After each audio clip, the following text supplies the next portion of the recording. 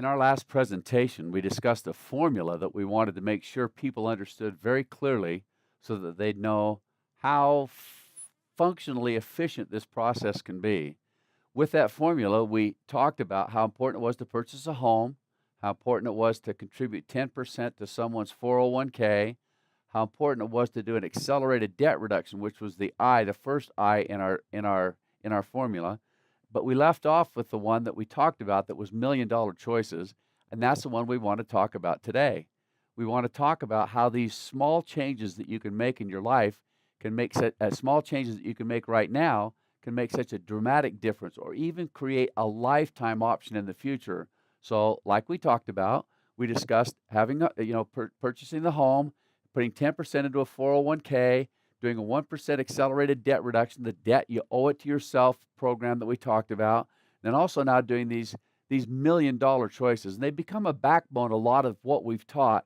And many of the people that have come to class have particularly enjoyed what difference. See, today, every single day when you wake up, there's not many people that can actually make what will have an immediate $1,000,000 impact on their overall net worth, but they can make a choice that long term can have those kinds of differences. I want to tell you about one of them.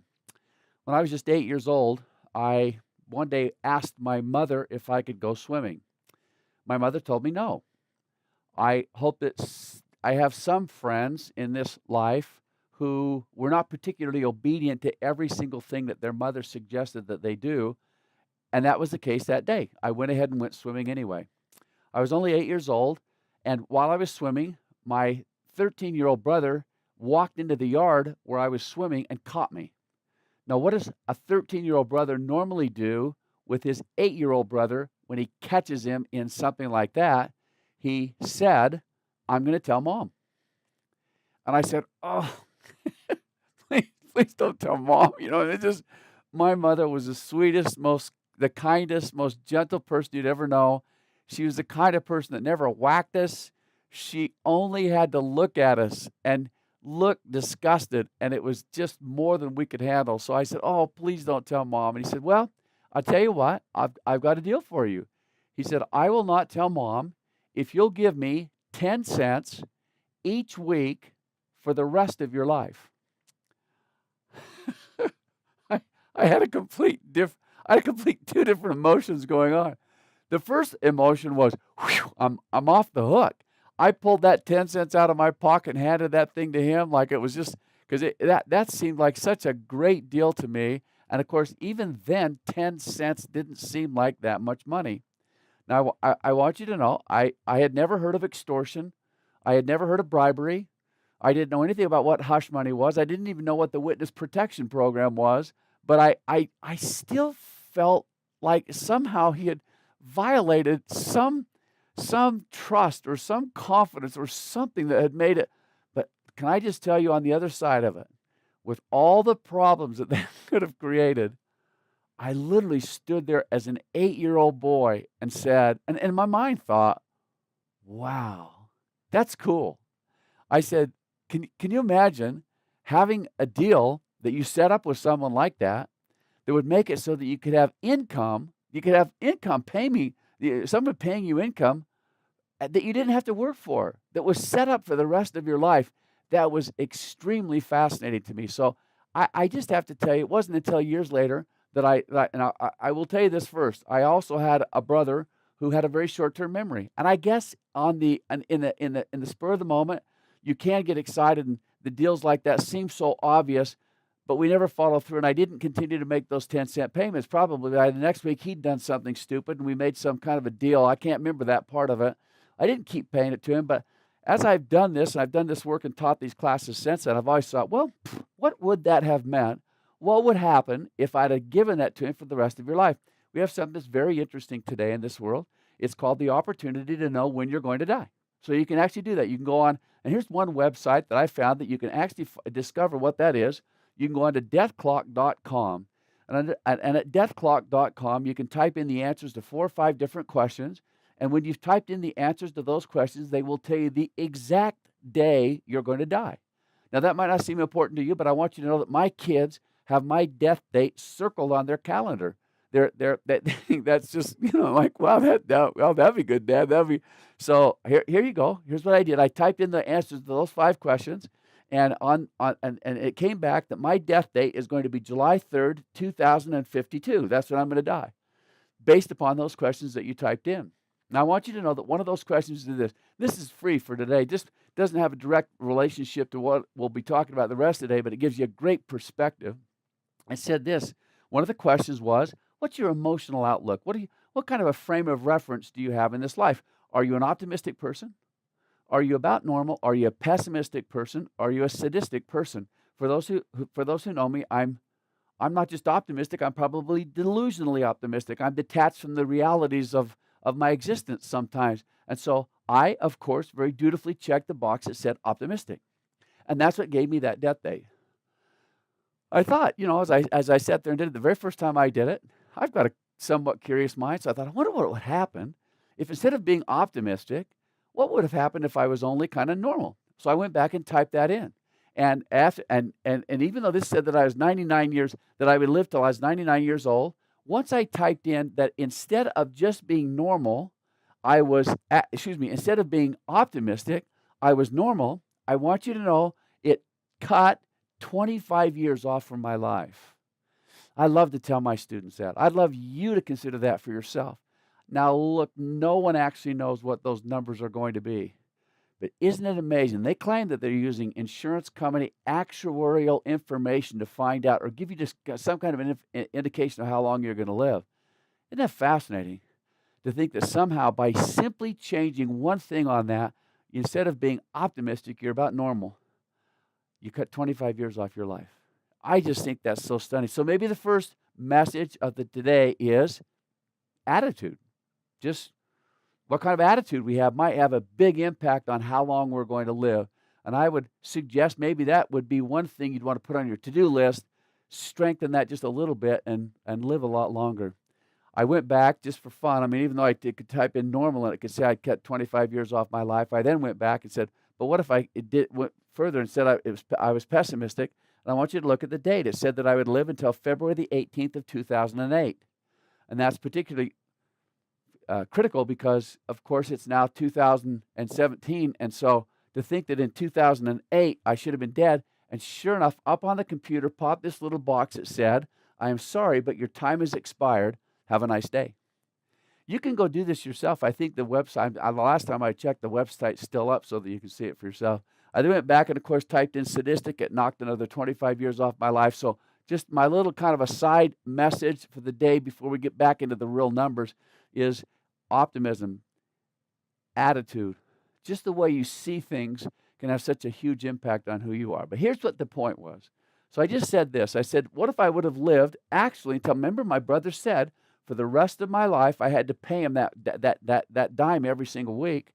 And so I just asked myself this question. If I'd have handed my brother 10 cents for the rest of my life, which would have been 91 years, because, of course, I was 8 years old at the time I made that commitment.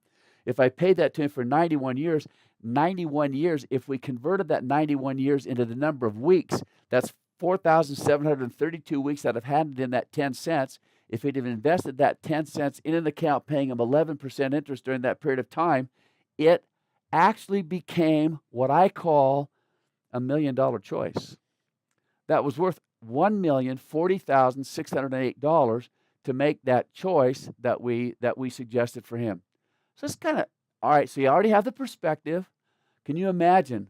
Very small choice, very large difference, very life-changing options that it creates to have the wisdom and the capacity to make those kinds of choices. I'll give you some other examples of them. Obviously, that's one for fun, but it's one that had a huge difference on my life and might be why I'm standing here today talking about $1 million choices with you. Let's go back to that. It's very simple, 10 cents. 10 cents now is only going to represent one of those small choices. I want to know how much money I would have to invest right now. So here's what I want to do for you is give you some indication of how much money you'd have to invest today if you, over the rest of your life, would like to develop another $1 million net worth. Now think of it, this is why we're talking about it. This is kind of good to give you this vision and to give you, obviously, the hope of doing this. Imagine for yourself that today you could sit down with you, your partner, and whoever else it is that is dependent upon you for support, and you together decided that there was something that you could do today, change something that would make it so that it would have $1 million difference on your life. Imagine what it would mean to know that you actually have within your grasp those kinds of possibilities. And here's what I did. I backed through all these numbers and said this. If I put my money into a 401k account like the one that we're talking to you about, now that could be any kind of a qualified retirement account. So whether it's a 401k, whether it's just a regular IRA, whatever it is, any kind of a qualified retirement account, how much money would I have to invest every single month to make it so that I would then make $1 million difference in my life? Then I also said, if it's not in a 401k or a qualified retirement account, and it's in any other kind of an investment, how much would I have to invest? And the numbers came out this way. If it's a 401k, I'd like to see if there's some way that you and I together can discover a way to make a $15 difference, to find $15 that you've been spending on something else, or $15 that you're making a new income that you never anticipated making before. We'll talk about all those possibilities. But for right now, if you could just find some way to invest imagine that, $15. That's quite stunning. If it's not in a 401k, in any other kind of an investment account, it'd be $40. Over a 40-year period of time, a 45-year period of time is what we're doing. Now watch. It's very important. A lot of times when someone that's in their 50s or 60s sees this, they always say, well, gee, if I would have known this when I was 20, then this would have made a big difference to me. I want to put that in perspective so that every single person today watching this presentation knows that they have that kind of potential. We, throughout all time, have always said, if a person in their 20s starts saving or investing, then by the time they reach 65, which has always kind of for everyone been the assumed retirement age, so by the time they reach age 65, how much would their investments be worth? So what were we looking? We were looking at a 45-year investment period of time where we were going to accumulate that resource. It was obviously very important because as many as 30 or 40 years ago, life expectancies were only, maybe 70, 75, something like that. So in your mind, you said, okay, but if I invest for 45 years, then I got about 10 to 15 years to use the resources or to allow those resources to bless my life. We set up that 45-year planning cycle. What's happening to life expectancies today? Obviously, not only are they increasing more rapidly than they ever have before, there's lots of evidence. We're going to talk about this when we talk about the wealth of great health, which is the lecture that's coming up. There's actually substantial reason to believe that you're going to be around a lot longer than you had ever anticipated. There was a Life magazine article that talked about, in fact, it was the cover story in Life magazine that said simply this: if you can live to the year 2045, you'll be, at that point in time, you're going to live forever. You'll be immortal. Now, I'm not going to suggest for a second that I'm going to put that down as a guarantee. But what they were talking about was with all the technological innovations and technologies that they're creating today medically, there's a very good chance you're going to live a lot longer than you anticipated. But my question is this. Let's just take, if you're listening and you are 60 years old today, will you live 45 more years? That's my question. Will you live 45 more years? Now, you may never have anticipated this previously, but we're not going to just show you Time magazine articles. We're going to show you prophetic utterances that suggest in the last days you're going to live a lot longer than you thought you're going to live.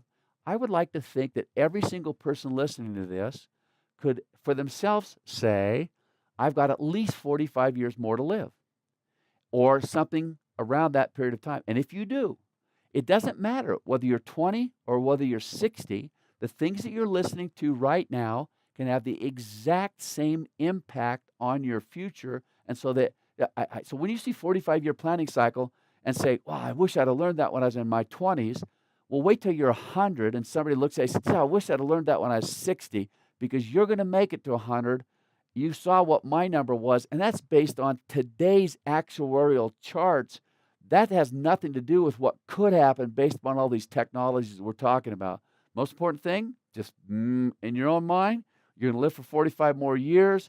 Those numbers are just as applicable to you. Let's see if we can find some way to put $15 more per month inside of your 401k, or put $40 a month into any other kind of an investment and see how it works. Now, the reason why we can do this is because we're going to find expenses that you've been incurring that we hope that on a recurring basis, you can now choose to invest in another vehicle. So we've got this little acronym that we've developed with the students. It's simply called reserve. So we call them our life reserves. And the reserve stands for this. We would like to find recurring expenses. So an expense that's not just one that I incur one time, but I incur on a regular basis. So maybe every week, every day, every month, every year, something like that. We'd like to find recurring expenses. Why recurring? Because then we're blessed every single time we would have made that expense, but we don't make that expense because we choose not only to save the money, and I emphasize with some enthusiasm, a lot of people will save money, but unless you also then invest what it is that you've saved, then you're just going to spend it on something else anyway. So we're going to find these very creative ways to make for absolutely certain that we invest that money and begin creating these things that we talked about yesterday, or that we'll talk more about today when it comes to this eighth wonder of the world that was talked about by Albert Einstein when he called this process of seeing investments grow based upon compounding interest, he called it the eighth wonder of the world. So we'd like to see if we can create some of those eight wonders of the world by investing those savings that we have in what we're going to refer to as the right vehicle.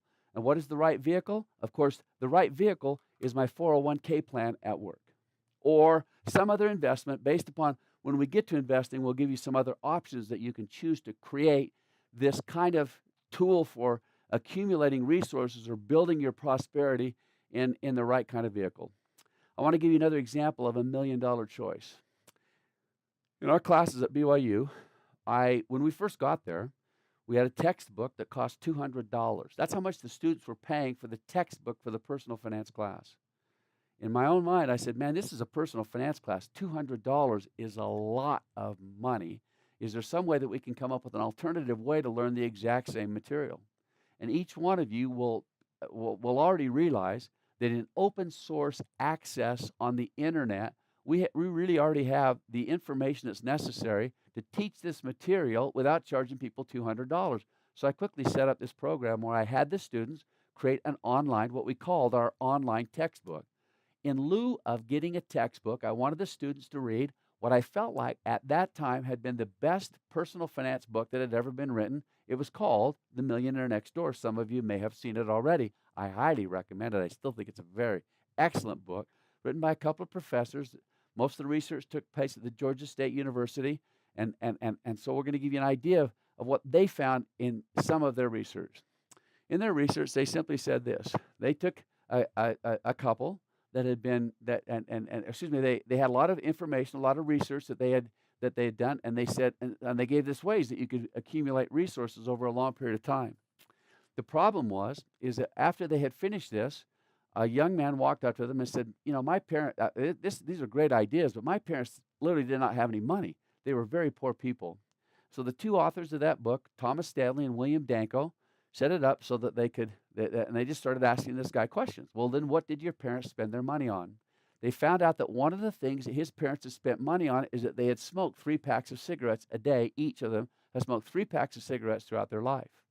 And so they went back and started to do some research. They just simply asked this question: what if instead of smoking that over that 46-year period of time, what if instead of smoking cigarettes, they'd have chosen to put that money into an investment vehicle? The first investment vehicle that they talked about was a bank account paying 4.2% interest. If that bank, of course, that's not an interest that you're going to get in a bank account today. But if they'd have put that money in a bank account paying 4.2% interest, they came up with a number and they said this: they would have had, when they retired, an extra $100,000. That's a lot of money. So smoke cigarettes, have an extra $100,000. Is there some way that we could motivate you to change that habit by giving you this big number that you could potentially have? Of course, the authors of the book were very creative also. They wanted to make it a stronger motivational opportunity. So they created this. They just said this: if instead of investing it in the bank, what if they'd have taken that money and invested it in what we call Philip Morris stock? That was, of course, the brand of cigarettes that they smoked. And so I've always laughed with my students: instead of smoking the cigarettes, let's just invest in the stock that capitalizes on those hopeless and helpless addictions of other people, invest it in Philip Morris stock. And so if they invested it in Philip Morris stock, they'd have had a 12.9% return over their lifetime. That would have meant an additional $2 million in their retirement. That is a $1 million choice. If instead of smoking those cigarettes, I'd have just invested it in Philip Morris stock, obviously that would have made a huge difference in my life. That's that piece, of course, that we refer to then as the eighth wonder of the world, or that Albert Einstein referred to as the eighth wonder of the world. Would it surprise you if I looked at that and said, is there some way that we can make that number, that $2 million, an even bigger number?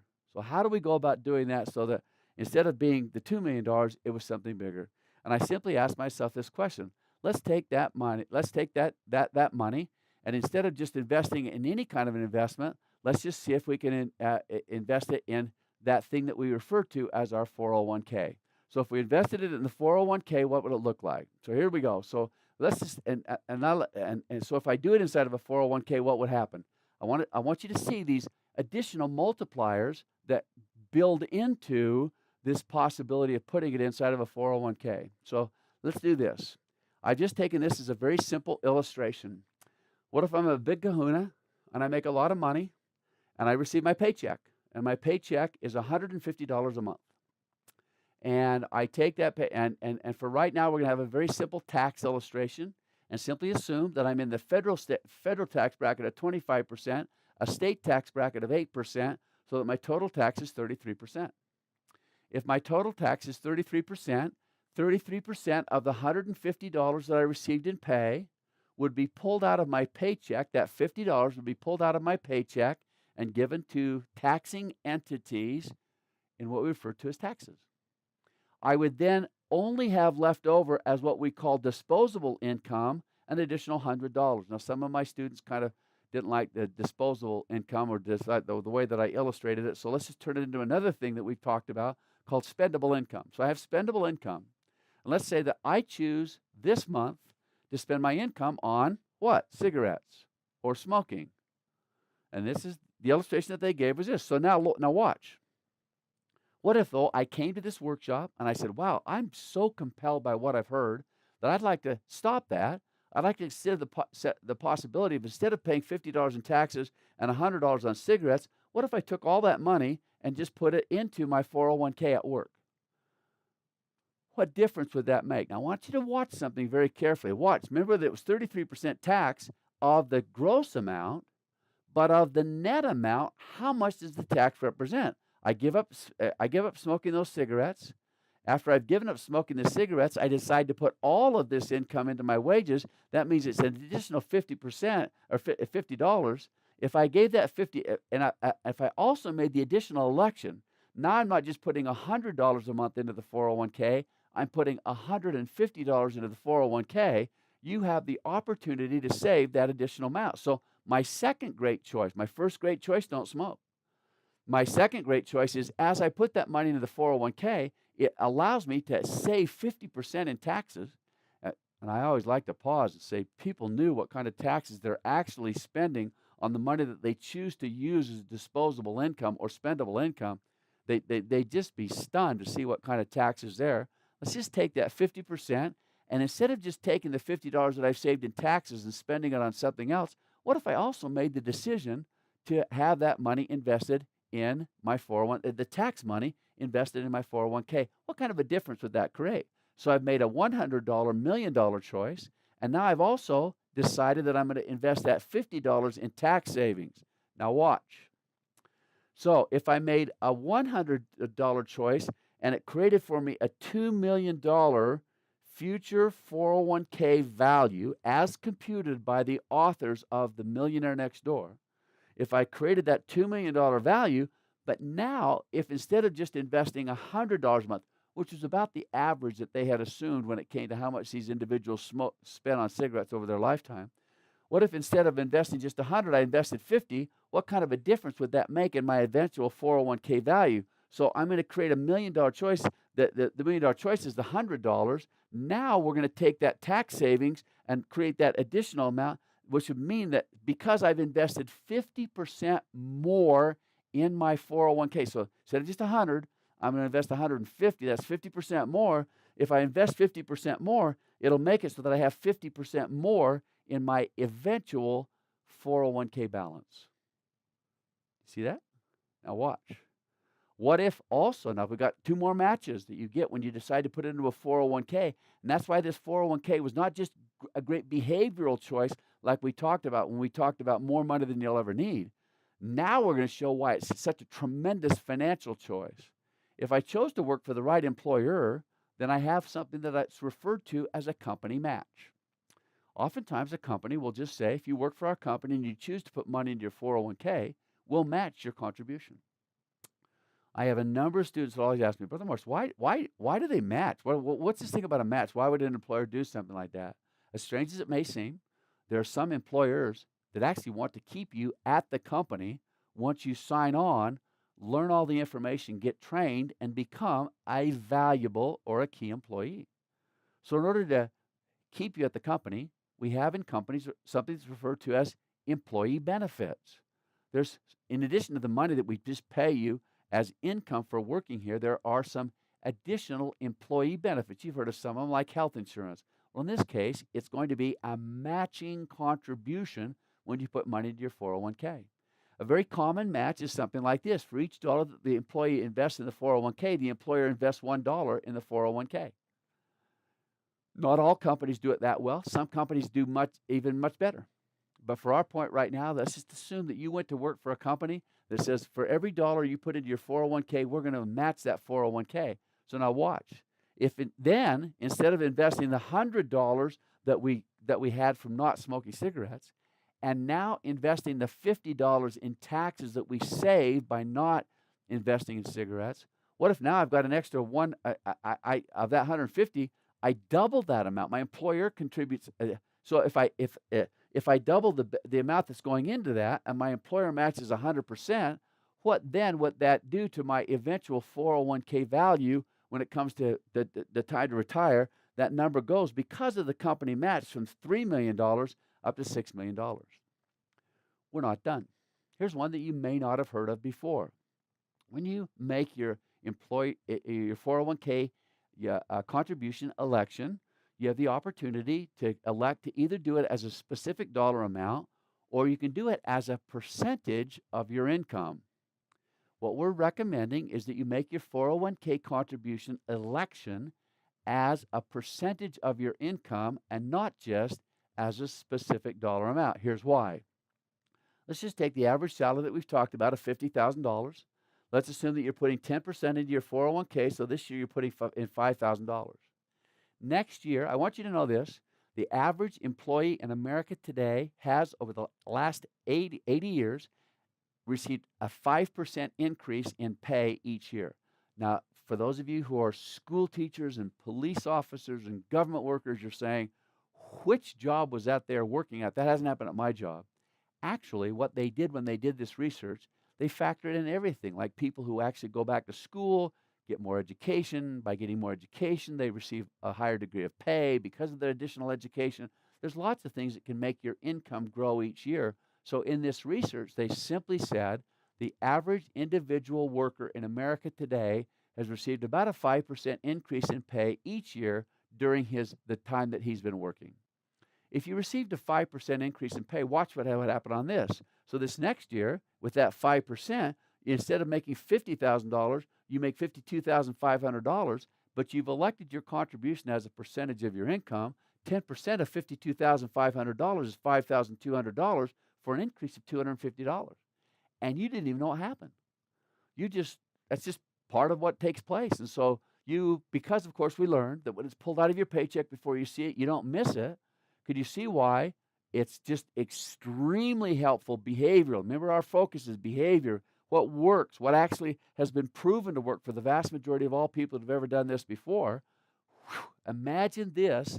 At the end of this year, you just suddenly make an extra $250 contribution to your 401k. How much kind of a difference can that make over time? Watch, with this 5% increase in pay within 5 years, remember we talked about this when we talked about inflation, within 5 years, you're making $60,000, and so your contribution at 10% goes up to $6,000. That's an additional $1,077 each year that you're making because you were just smart enough to elect your contribution as a percentage of income and not as just a specific dollar amount, you can see why that can be so helpful. So we did some research. We just said for somebody that has 45 years to go until their point of choice, what difference would it make in their eventual 401k balance if they did elect it as a percentage and not as a specific dollar amount? We found out that you'd have 75% more in your 401k. Now think about that. Once again, it seems like such a small thing today, but if you'll make that election that way right now, you'll have an additional 75%. What's 75% of $6 million? Actually, it's $4,500,000 if you have a now watch. So if you not only did the $1 million choice, you did the tax match, then you did the employer match, and now you do this thing that we call the salary index match by just electing it as a percentage of your income, the balance that you have in your 401k goes up to $10,500,000. Now you decide for yourself. Smoke, cigarettes, or have an additional $10.5 million in my 401k by the time I reach my point of choice. I hope you can see why to us that makes such a huge difference and hopefully becomes a great decision-making point for you and how you're going to choose to invest your money or to make these choices. Let me tell you this. I just want to kind of refresh, just have a little opportunity to refresh the memory to just this simple thing. By capitalizing on these things that we refer to as a reserve, these recurring expenses we choose not only to invest, we create what I'd like to refer to as an endowment. We've endowed a great choice. What does the word endowment mean? I love to ask my students, what's an endowment? Well, the first thing that always comes up is something that we refer to as a gift. It's a gift. Somebody hands you a gift. That's certainly an endowment, to furnish or to give a gift. There's now also an additional word or a definition of endowment, and it's this. What if somebody hands a university $10 million and said, I'd like you to endow that gift? What that means is the recipient of the gift can only each year use the income from the gift for the intended purpose. So let's just say we set up a scholarship fund at a university, and we had them $10 million, and in the first year it earns 10%. There's $1 million there. That means that 10%, that $1 million, that I have now in new money, I can use that to give scholarships to kids. A lot of donors love these endowment funds because, of course, it means that their gift will be giving scholarship funds to students forever. It's not just a gift that's given right now. I have the kind of inner peace, the kind of additional sets of security that says that this is going to be a gift that gives forever. And so, indeed, this difference, this other type of a gift. So, endowment can mean a gift that was given, or it can also mean a gift that once given, it will provide a permanent fund or source of income. I like to think that somehow that's the nature of what we're trying to do with this $1 million choice, is to provide ourselves a gift that will give forever. Ben Franklin once said this: you got a cow. You got a choice of two things you can do with the cow. Now, you can kill the cow and eat its meat, or you can milk the cow forever. I'll bet you being in a class like this would assume that I would suggest that anytime I can receive income, or in this case milk, forever, the far smarter choice is to do something that will indeed give me a gift or provide me a source of income forever. So much like my brother with 10 cents each week, in this case, the amount of money that you put in your 401k, if it's structured properly, and we'll talk a lot about that, will provide you a gift forever. Now, what I want to do is this. A lot of people, when they first hear this concept of $1 million choice, the first thing they say is, Brother Morse, you're asking us to sacrifice. You're asking us to kind of just do new things that would make it so that instead of eating dinner each night where we have a nice steak and some potatoes and sweet peas, you just want us to eat ramen noodles for the rest of our life. There's actually a number of different ways of establishing or creating or coming up with new ideas for discovering these things that we refer to as $1 million choices. I'm going to give you a couple of them right now. There's a long list. I don't want to spend too much time going through the list as long as it is, but can I just give you a couple of them that I think you'd find very fascinating as sources for these million-dollar choices. Here's one. When each of you go to work today, it's very common that your employer will, when they hand you that piece of paper that says, would you like to contribute to the 401k, there'll also be a box on it. This is a fairly new device. It's not been out there for a long time, but there'll be a little box that says this: would you like us to each year pull out an additional 1% of your income for the contribution that we make to your 401k? Do you see what just happened? So let's say that you're one of those average employees that receives a 5% increase in pay. Now watch, it's a great concept. With a 5% increase in pay that you have, what would happen if you just elected right now to take 1%? You're going to keep the other 4%. You're going to spend it whatever way you'd like to, so it means that you still got a lot of additional income that you can spend each year. What if you took 1% and said, I just like to check that box right now and make it so that I have 1% additional income being contributed to my 401k each year. Now remember, on our formula that we said would make it so that you'd have more money than you ever need, we had the H, the X, the 1, and the 1, and the 1 was the million-dollar choice, and the million-dollar choice meant you find something that would give an additional 1% of your annual income to your 401k contribution. Here's a way to make it so that each year you have that additional 1%.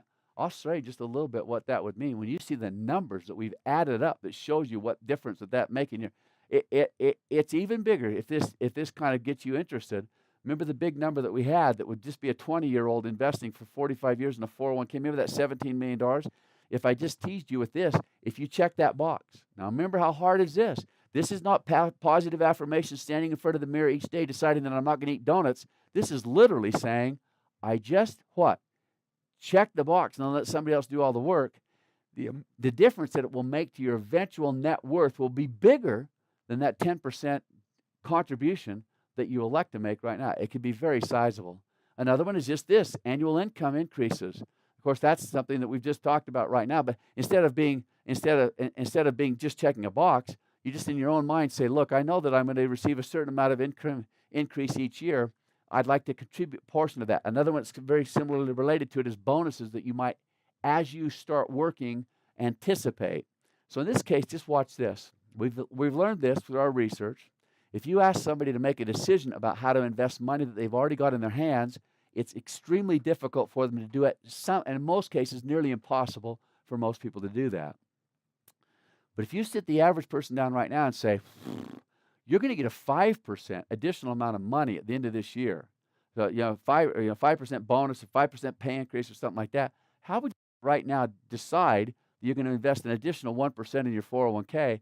A lot of people will say, that's okay, I'll make that election right now. We're far more likely to accept what we might want to call discipline in the future than to think that we would change our current behavior. So all of those fit into the exact same category. The next one is the one that we've already talked about, insightfully anticipating exponential innovations. Well, that's just knowing that I'm just going to tell you this. The reality is life is going to change. It's going to change significantly over the next few years. I can't wait to talk to you about the 10 innovations that will change your life the most in the next 10 years. We've just done substantial research on the kinds of things that will take place. And although there's been just wonderful growth patterns and a lot of things, we're now starting into an exponential age where those innovations will be so unique. And when you see how much it will reduce the expenses that we incur on a normal basis, and we'll talk about that by the end of the class today. We'll talk about these different innovations that you can anticipate. The next one is utilizing basket deflation. We'll talk about that. Actually, expenses on things are going to decrease. And we'll show you how over the last 30 years, the expenses for almost everything have decreased. You don't know it. When it's adjusted for inflation. So if I took how much you're spending right now on food, are you spending more on food today than you were 30 years ago? And you say, well, sure, I'm spending more. But if I adjusted what you're spending on food for inflation, I'm going to show you where you're actually spending much less. There's only a few expenses. We'll talk about them when we get to multi-million-dollar choices today. We'll talk about the things that are actually costing us more money on an inflation-adjusted basis. But This is by just utilizing basket deflation. That's not actually sacrificing anything. The first time we even come up with the word sacrificing or potentially sacrificing is when we talk about efficiently planning or reducing our expenses. Even in that case, although you might look at it and go, oh, that's the part where I'm going to start eating ramen noodles, I hope to suggest to you, I hope to show you that indeed in many cases, this is just, what if, I'm going to give you an example. What if you were paying $40 a month for a term life insurance policy and somebody came along, and I'm going to show you how our students have actually come up with some ideas for you to do this. What if somebody came along and said, instead of spending 40, we can find you, we actually know a company where you'd only spend 20. Well, 20 now, so I'm still receiving the exact same face value on my insurance, but instead of spending 40, I'm spending 20.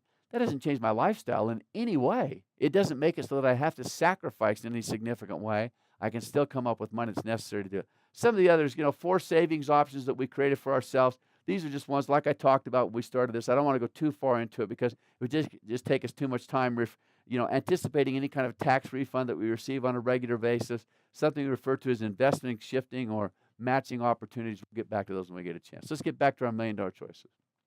Here's what I want to suggest.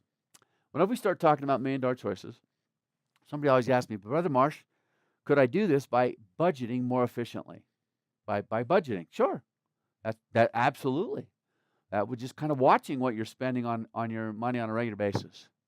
People ask me a lot about budgeting and what budgeting can mean to us. Do I believe in budgeting? Absolutely. The book The Millionaire Next Door says that those who ended up being millionaires during their lifetime were fastidious budgeters. They loved to watch where their money was going. We started our class talking about the difficulties, behavior. Not the difficulties, but we wanted to talk about the things that we know work well behaviorally. So we talked about putting in a 401k. We know that works behaviorally well. Then doing the accelerated debt reduction and buying a home. We know all those things work very well. How well does budgeting work behaviorally? There's been some very interesting research done on what percentage of all people report having followed a formal written down budget for a period of 2 years or longer. What do you think the number is? I'll show you what it is. Now watch. There's what we refer to in our class as different levels of budgeting. And so when somebody asks you, are you currently keeping a budget? And you say yes or no, what do you mean? Now some people, my first level of budgeting is one where I just simply say this. It's referring to the past. So I'm looking at what things I've done in the past. I say, in my level 1 budgeting, I just have an inefficient, intuitive sense of what's in my checking, savings, or credit card accounts. And as strange as that might seem as we're talking about it in a classroom setting like this, we find that over 68% of all Americans say the only real ongoing budgeting that they ever do is just having some kind of an intuitive sense of what's in their account. So they kind of know what they got in their paycheck. They know what balance there is on their MasterCard. And with that, they're able to have some sense of what they'd be spending on an ongoing basis. That's level 1 budgeting. Level 2 budgeting is this, or different, one that you could step up to. That's actually on a monthly basis balancing your checkbook and your other account balances. So now I'm not just spending money and having kind of an intuitive sense of where it's going. Now each month I actually look and I balance the checkbook and I look at the amounts that have been charged on my charge card or whatever, and I just justify them or I reconcile them to make sure that indeed the correct numbers have been reported, the correct additions and subtractions have been made whenever I put a contribution in or I spend some kind of money. That's kind of what I refer to as level 2 budgeting. We find that the vast majority of all people do not even do that kind of budgeting. Level 3 budgeting just says this: now now what I'd like to do is set up a little spreadsheet or have some kind of an accounting program. There's a great one out there right now called Mint.com. I can go into Mint.com and I can just, as I incur an expense, I want to enter it into the program in such a way that it will categorize those expenses, that will give me some indication on an ongoing basis of what I'm spending. So by categorizing the expenses, I could, if I chose, on a weekly basis, a monthly basis, or an annual basis, look at my chart and say, this year I spent $9,432 on food. How many listening to this right now could tell me how much they spent on food last year?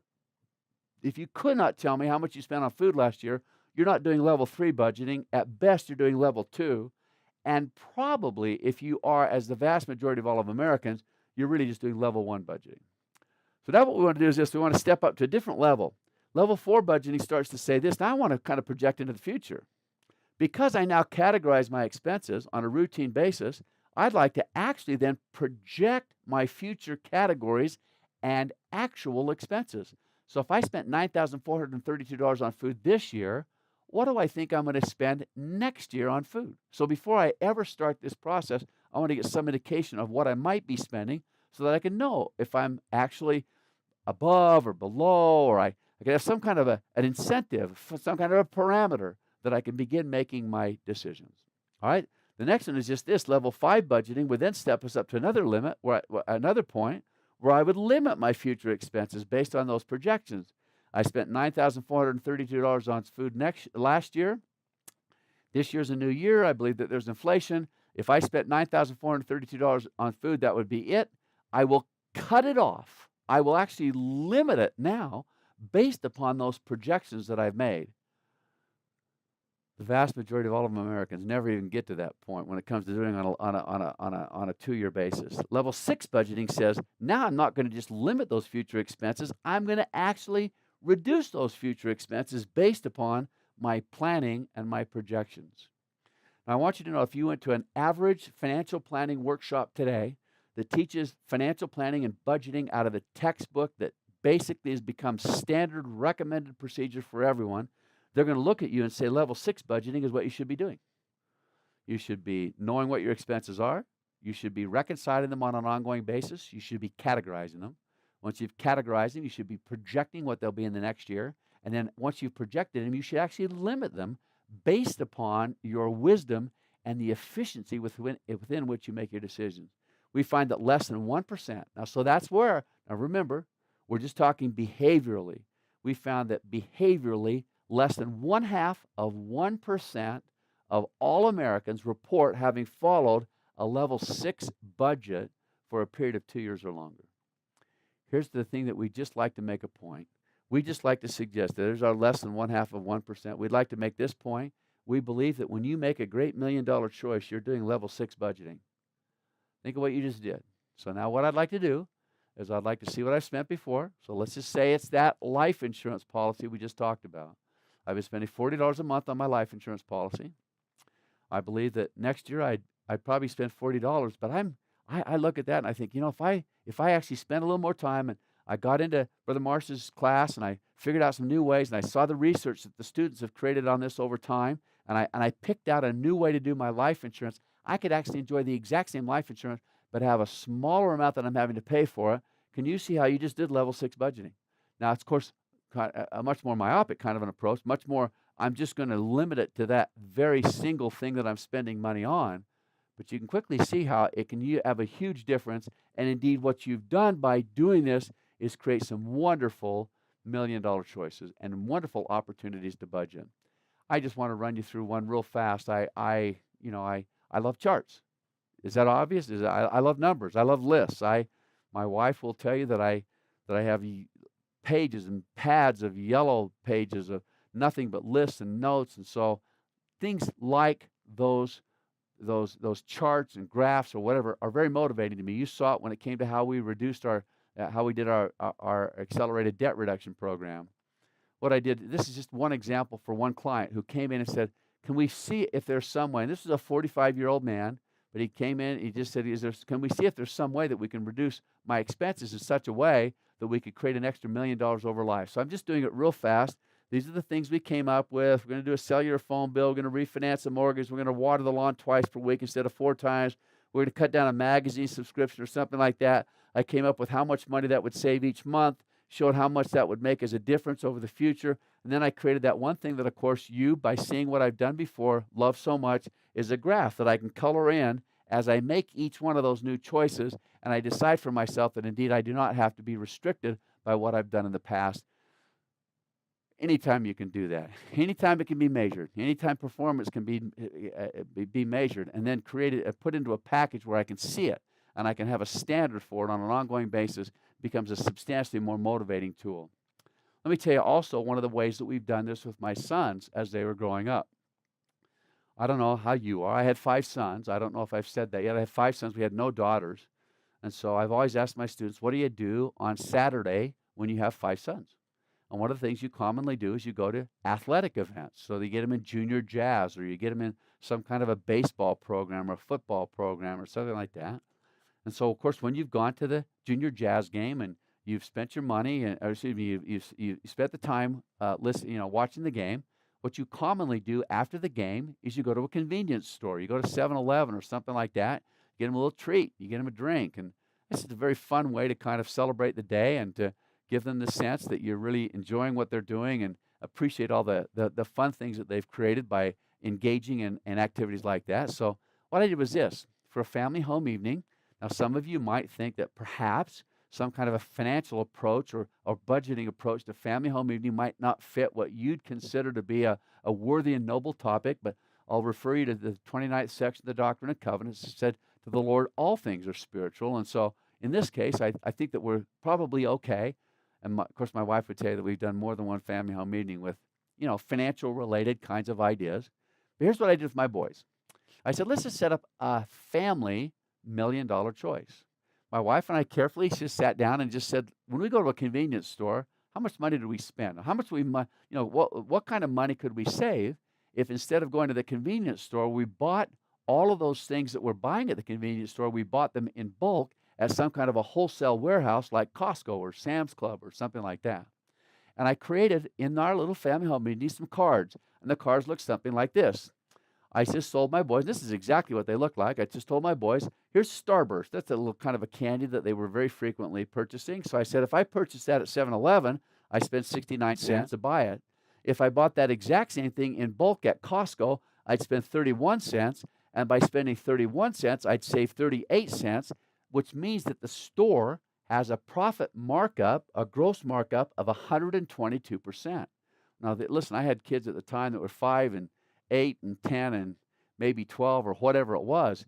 I mean, for them to know what a markup was, to them to know that when you go into a store, somebody's actually charging a profit or getting some kind of an additional benefit by you being there, they're just surprising to them. So that's just one example. There's a Starburst. There's another one. We had Nabisco fruit snacks. That's a very common thing that kids might buy. And at 7-Eleven, it costs 71 cents. At Costco, 29 cents, which means a savings of 42%. That's 142% markup. I showed them Dole 100% juice. There's a number. My wife, of course, by the time we got to this point, she said, "Okay, the kids have had enough. That would be enough." She was kind of trying to encourage me to not go any further. I want to tell you two things that happened. The first thing that happened is this. I had a son named Christopher, and Christopher was one that has now gone and got a master's degree in accounting and working at a Boston consulting firm. And he was probably only about 8 or 9 years old at the time. And I remember specifically I said this, and I talked about markups and what it was that they were charging with the markups. He stood up. It was almost kind of in righteous indignation. He stood up and he said, "I'm never going to 7-Eleven again." Of course, I stood back and went, ka-ching. Now, if you work at 7-Eleven or if you own a 7-Eleven, this is not about 7-Eleven. That's just the store I chose at this time. This could be any convenience store. But he had the concept.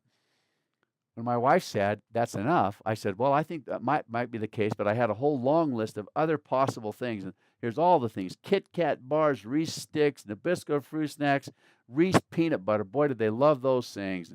Snapple drinks, whatever. So I had all these opportunities for them to learn more about how to actually do this thing. So what I want to encourage you to know is this: we don't leave anyone outstanding. Now, see, when you first heard me say, if you won't smoke, and you put all your money into your 401k instead of smoking, there might be a lot of you listening right now that said, "But Brother Morris, I don't smoke."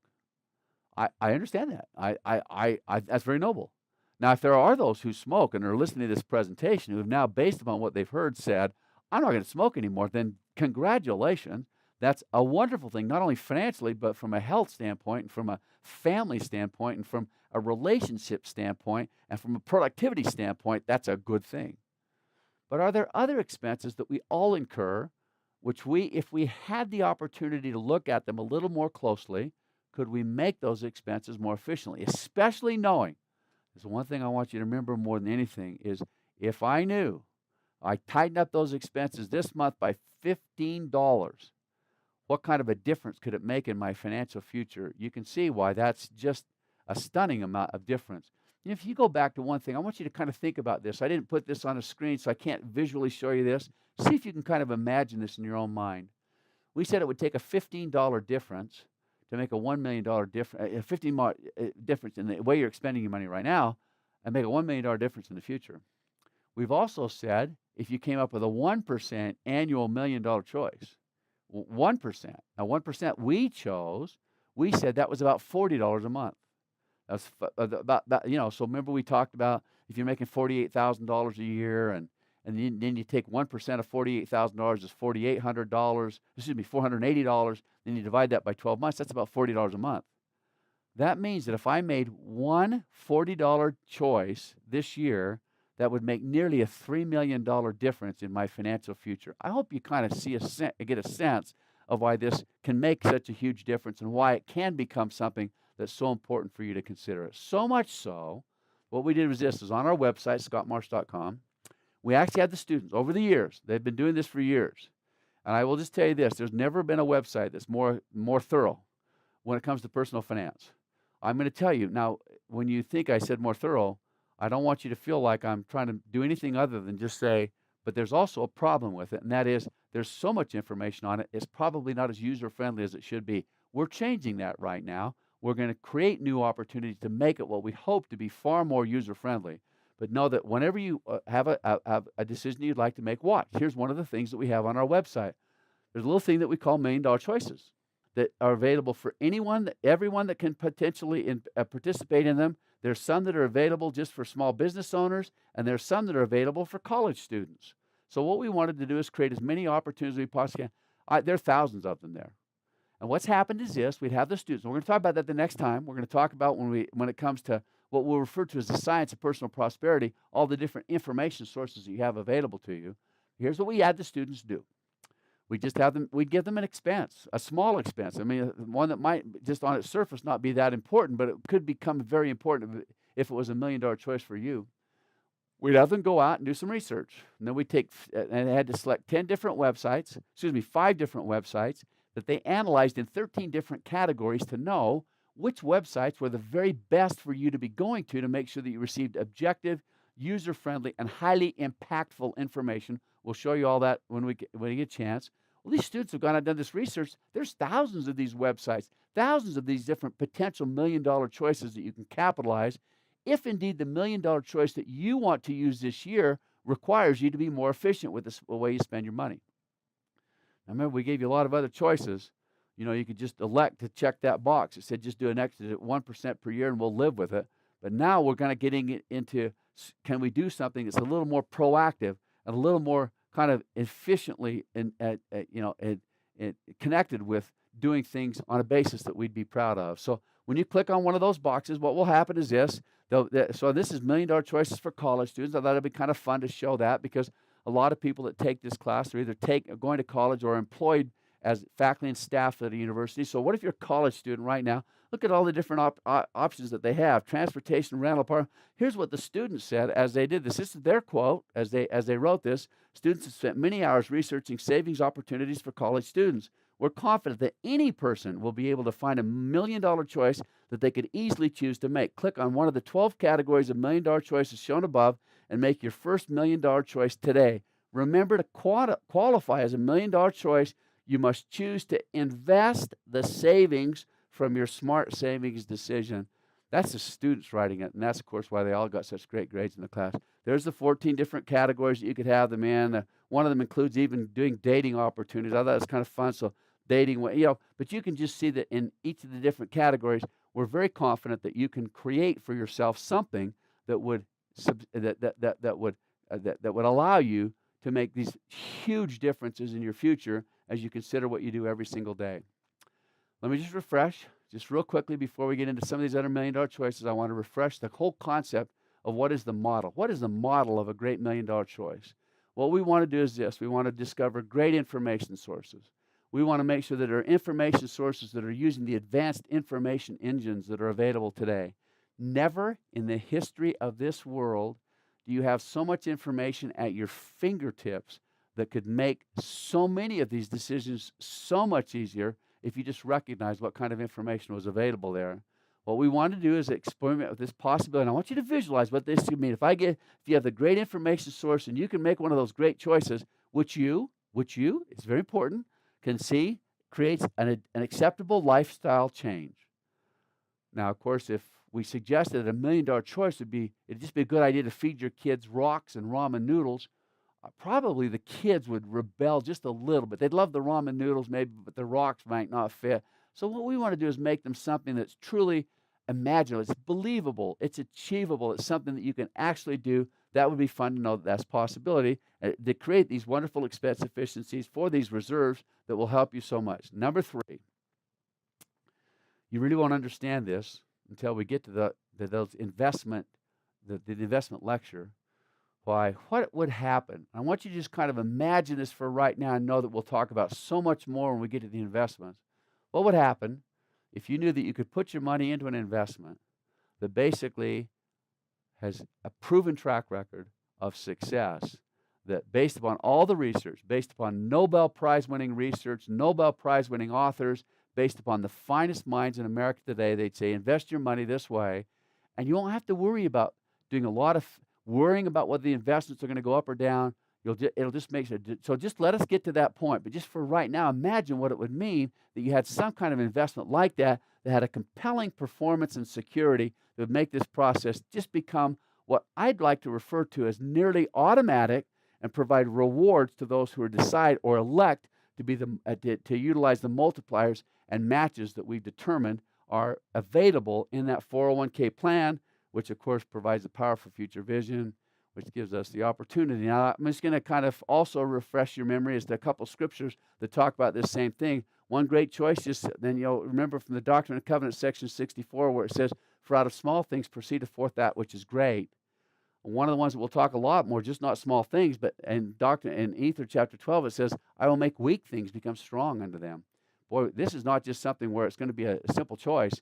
It actually could be things that in the past have become kind of, you really do need to have an extra sense of strength or a confidence that comes from knowing that even the weakest of things can be turned into the kind of strengths that we're talking about.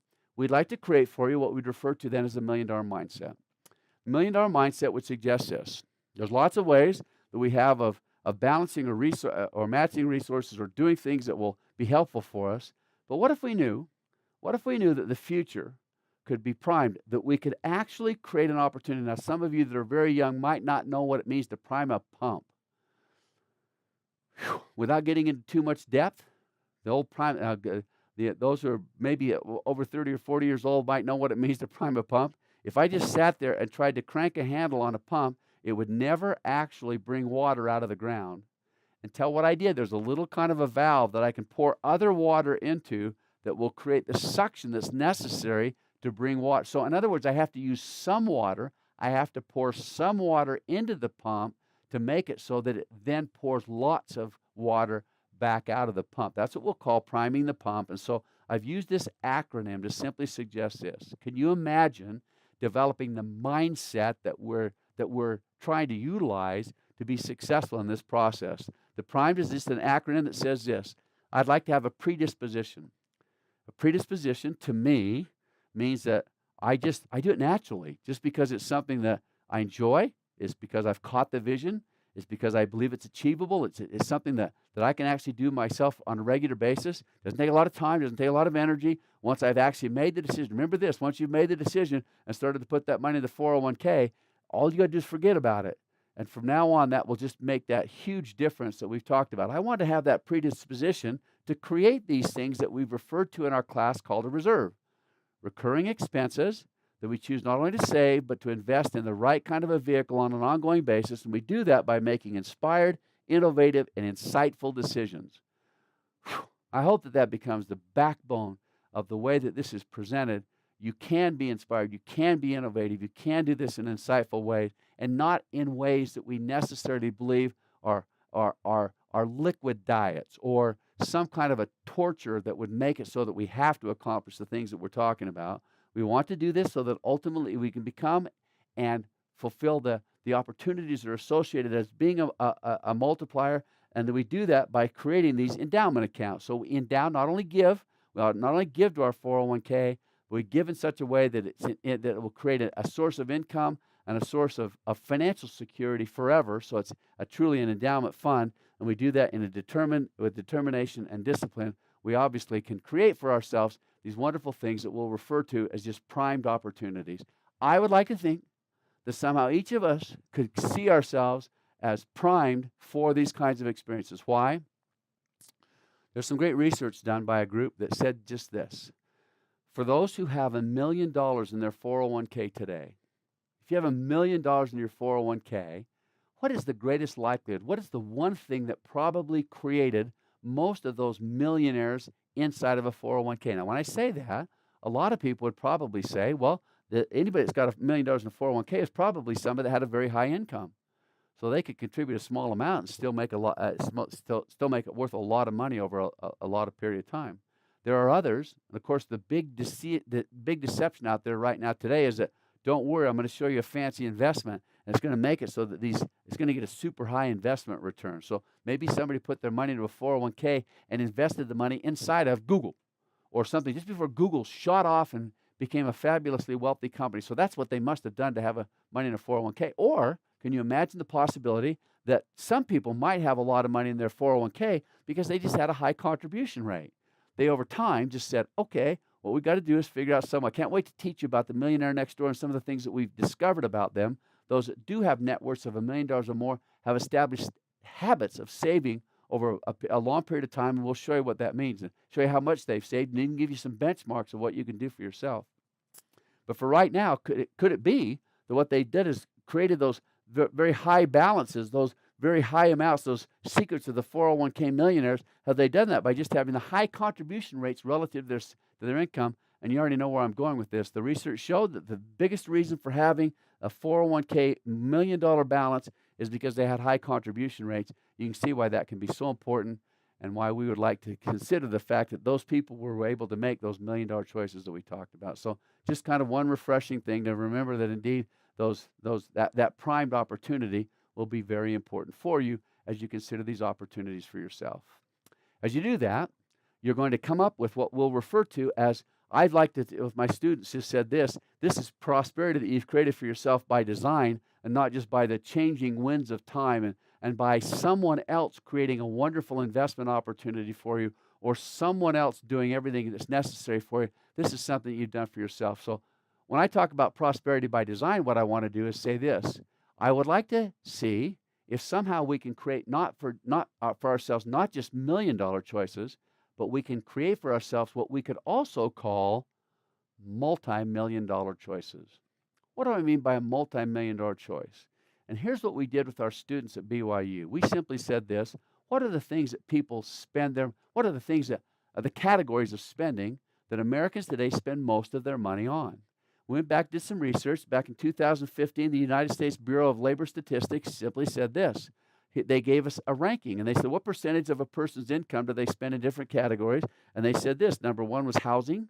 Number two was the money they spend on transportation. Number three was amount on food, insurance and pensions, health care, entertainment, and clothing. I'm sure that each of you have spent something in each one of those categories on a fairly regular basis. Wouldn't it be nice to know? Now, of course, we've added two to these categories that we feel can also be spent a lot of money on, especially if you're in higher education right now or something like that, in education and in taxes. We just did this. Now watch. See if you can understand what the direction we were going or the objective that we had. What if we started with one like housing or started with one like food? We know that people spend a lot of money on food. What if because you spend such a high percentage of your income on food, wouldn't it be nice if we could, as students, go back and do some research and say, are there some ways that you could actually be far more efficient in the way you spend money on food, and by being efficient like that, you come up with new opportunities for making $1 million choices that are not just small $1 million choices. They can become this thing that we've referred to as multi-million-dollar choices. Let's consider the first one, as we just talked about. Let's talk about food. Let's talk about the possibilities that we have in the way that we spend food.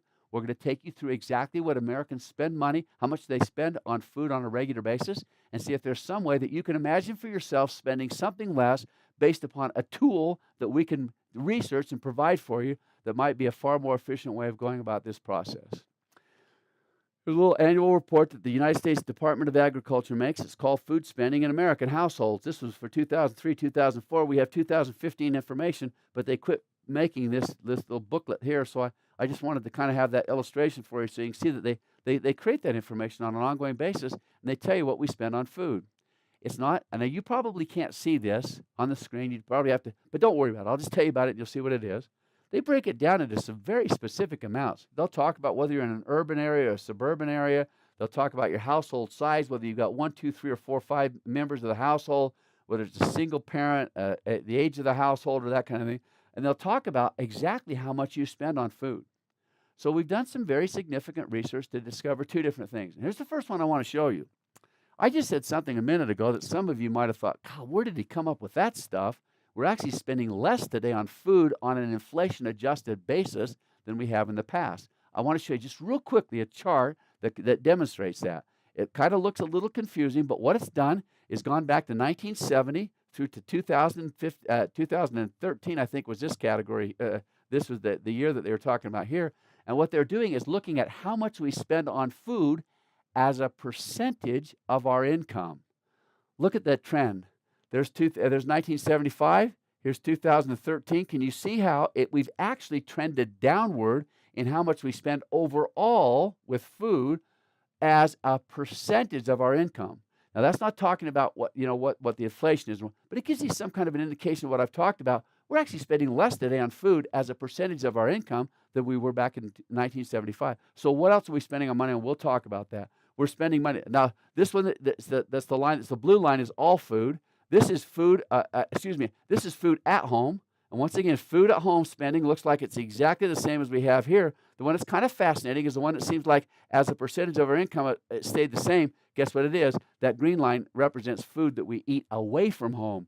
So we're eating out a lot more than we did before. But even food that we're eating out someplace else, we're actually spending as a percentage of our income about the exact same amount. Food, I know some of you just will never want to hear this. It'll be just, I'll have to kind of take a deep breath and make sure that I can prove this more thoroughly to you in the future. Actually, we're spending less on food than we did in 1975 as a percentage of our income. And I'll tell you this, the reality is that we're going to spend less in the future. But we'll show you that when we talk about our 10 innovations that will change your life the most in the next 10 years. Here's the second thing I want to show you that we got from our research. We just asked our students to do this. Based upon all those different numbers, based upon all those different complexities, can you tell us what you think the average person spends on food? And they came up with a very simple number. They simply said this. They believe that the cost of food was about $40 on an average per person per week. So if it was $40 per week, we just assumed this. You spend about $160 per person per month. Now, for those of you who are established, those of you who have a family, you're going to look at that number and go, not us. We spend a lot more than that. For some of you that might be in college and have established a fairly frugal lifestyle, you're going to say we spend less. Can you see what we've done? We just tried to come up with a number that gives us a general idea or a general understanding of what people are spending on food, and we simply said this. Now watch. If that's how much you're spending, $160, we'd say then if you have a family of 4 kids and 2 parents, that would mean that you're spending just about $1,000 a month on food.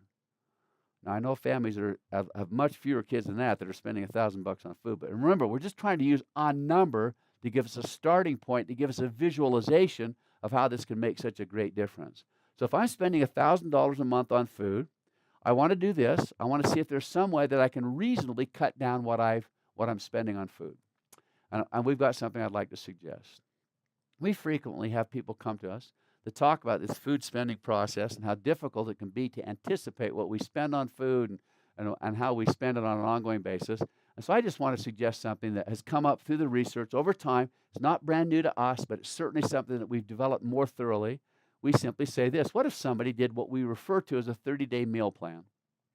By a 30-day meal plan, we just say this. What kinds of things am I going to feed my family over the next 30 days? And so I sit down. Now, some of you might be brilliant cooks that actually create some kind of a new meal for a new recipe for every meal. And most of you will probably take a deep breath and say, it's probably the case that for dinner, there's about 4 or 5, 6 or 7 things that I'll fix on a regular basis.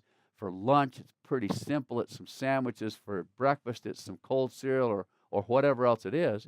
But what if you actually right now said, I'm going to project, I'm going to look forward. It would come as no surprise to you, but I want to emphasize it in a way that might be more thorough than what you've heard before. Whenever you start making decisions in the future, whenever you start looking forward, it tells us in Mosiah 8 that the seer projects the future or that sees the future, and just can tell us more about the future. And it's the greatest gift that someone can have, to actually see the future.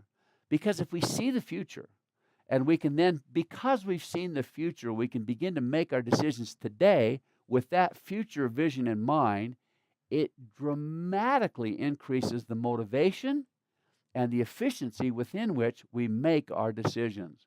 So let's just kind of try this. Just kind of try it on for size for a second, see what you think. What if I literally created this 30-day meal menu? And I said, what I'm going to do is I'm going to decide right now what I'm going to fix for breakfast, lunch, and dinner, and for 2 snacks or whatever else it is. You just kind of project, and you, based upon what you have. There's a lot of different websites today that will allow you to do this. You can literally pick the recipes, drop it into the recipe, tell them how many people you got in your family, and it'll tell you exactly what you need to buy. It's really quite a cool thing. But now, see if you can catch this vision. If I could create menus that the kids will eat, I will show you how the students have come up with menus that the kids will actually eat. They're filled with things that research say that kids will clearly eat. They're not just one thing that they'll eat, but they're easy to prepare, they're nutritious, they're inexpensive, they can be easily stored, which of course by easily stored makes it so that I can buy them in bulk. If I can purchase these things in bulk and then purchase them on sale, because I'm purchasing them in bulk, there's more than one group that has come up with this number. They say that you could have a 50% reduction in the amount that you're spending on food today. Now, I'd like to show, it would be nice to provide you a nice big long list right now of all the different groups who have said that exact same thing. But I'd like to just show you how the students documented this in the research we did. So let's just do this. What if we, instead of assuming that we're going to send 50%, that's just outrageous, isn't it, Brother Marsh? You can't even believe that. Could you believe if they've told us that we could save 50% by doing that? What if you could just actually save 25% instead of the 50% we talked about? Let's just take that $250. Let's imagine that we could invest, so we just make the changes, and instead of spending $1,000 a month, we're spending $750 a month, and we take the rest of it, that $250, and put it into our 401k. What would that do? Now, you guys can already imagine what this is going to do. I told you if you can find $15 more per month, you'd have an extra $1 million. How many times is 15 going to $250? Let me show you exactly how it works.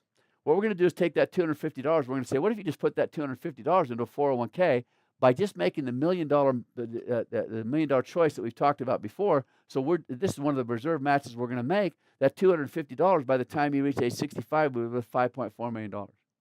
But we had some multipliers and matches inside that 401k, didn't we? So instead of just a $5.4 million, we then capitalize on that 50% tax match by putting the tax match inside that thing. Then we go up to $8.125 million by putting the employer match. So if the employer was matching 100% of what I'm putting in, I go from $8 million up to $16.25 million. And then I make that contribution as a percentage of my income instead of as a specific dollar amount. So I do the salary index match, which gives me 75% more by making one decision. Now watch. By making one decision that saved that kind of money in my with what I'm spending on food, I literally increased my projected eventual 401k balance. Now, I use that word projected. I want to just kind of take a deep breath and make sure that everyone always knows that whenever we're projecting numbers like that, that doesn't guarantee you're going to have that money, does it? There's no such thing as a guarantee when it comes to what the investments are going to do in the future. This is a projection based upon the way investments have performed in the past. Can you all see? Does it make a big difference? Now, remember, we just said if you invested 10% of your income over a 45-year period of time, you'd have an extra $17 million. Do you remember that from our first class on more money than you'll ever need? Now we're saying if after you've done that, you make an additional choice that says I'm going to invest 25% of what I've been spending on my food expenses by going through the process, now it would add an additional $28 million to your balance. You can see why that's so helpful. Let me just give you a few little kind of catchphrase tips right now. There's an Aldi grocery store which they projected that in many cases people start shopping there and they save 40% on their food expenses by just shopping there. So now we're not going to save 40% by just by doing all this 30-day meal menu and all that kind of stuff. We're going to do it by just being smart about where we shop. And if you don't live east of the Mississippi River, you do not know what the Aldi grocery store is. That's where they are right now, is east of the Mississippi River and some places in Europe. But I will tell you this. There's a place called Winco. The president of the National Retail Grocers Association said that Winco is Walmart's worst nightmare.